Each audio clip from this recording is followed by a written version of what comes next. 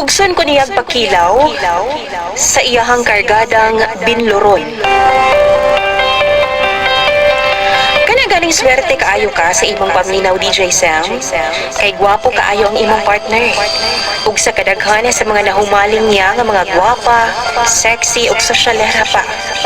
Ako jud ang iyahang gipili nga medyo sila pa gurang na. Itago na lang ko ninyo sa pangalang Laura. 42 anyos na ko ug bag-o lang ko gikasal sa akong uyab nga si Ronron.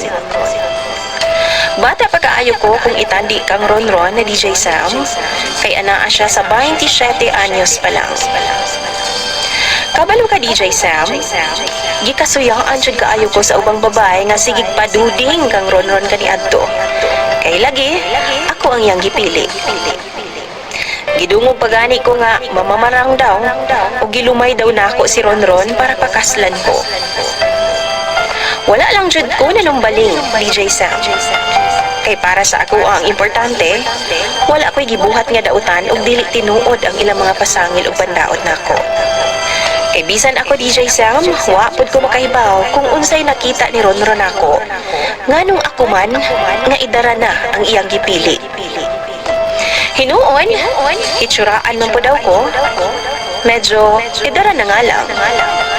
Nadugay man gud ko sa abroad, ug wala jud ko nagminyo hangtod dili maplastar ang akong pamilya.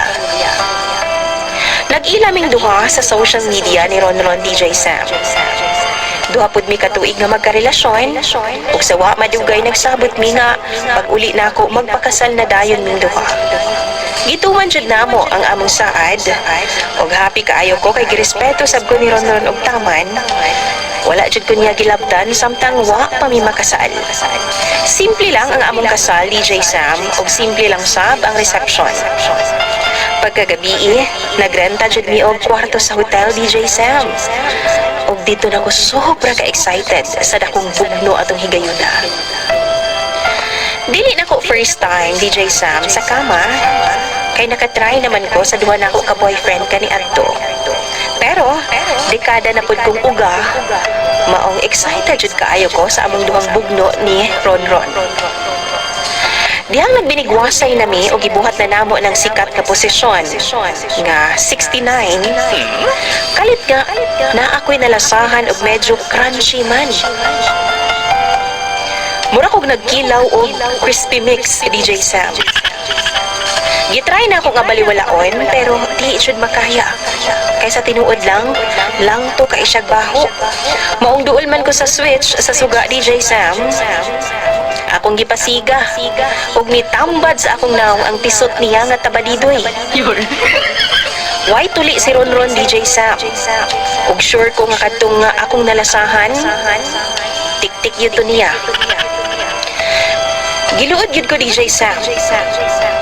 Wala jud ko mipadayon ug nagmugmug kog taman. Nagmouthwash ug nagtoothbrush.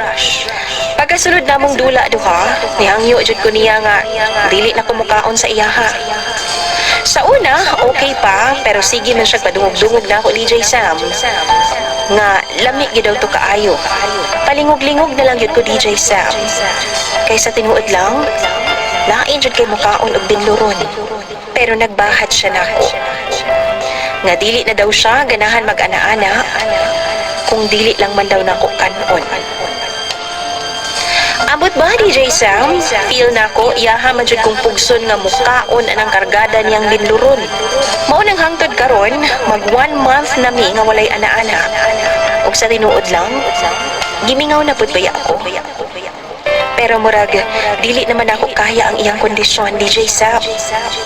Kamu daw, B? Kung sa may buhato na ako, i-share daw ninyo inyong mga tambag pinaagi sa comment section ni DJ Sam. Salamat pud kaayo, DJ Sam, sa paghatag panahon ning akong storya. Imong taga-subaybay, Laura.